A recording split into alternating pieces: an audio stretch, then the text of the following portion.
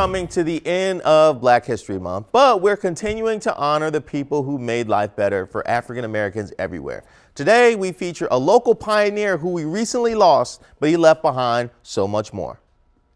In honor of Black History Month, let's pay tribute to a pioneer in stand-up comedy, one of the most prominent voices in the civil rights movement, an author, and even a healthy eating enthusiast, and a man who adopted Washington, D.C. as his home.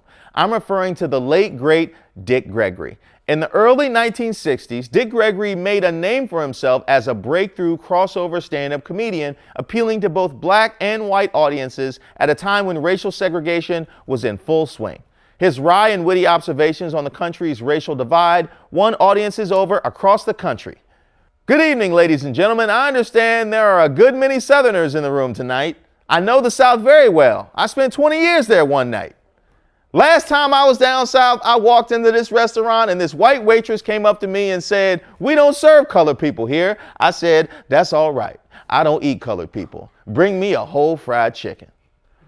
Dick Gregory paved the way for black comedians to follow. But as he became increasingly active in the civil rights movement, he eventually walked away from Hollywood, sacrificing lucrative work to throw himself into social activism full time.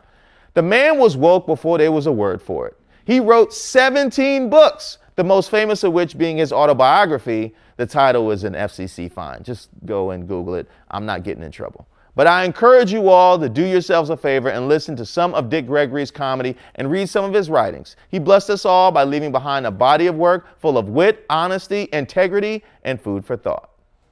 And Dick Gregory was also known for the Civil War twist. It was a dance where the northern part of you stands still, but the southern part of you tries to secede.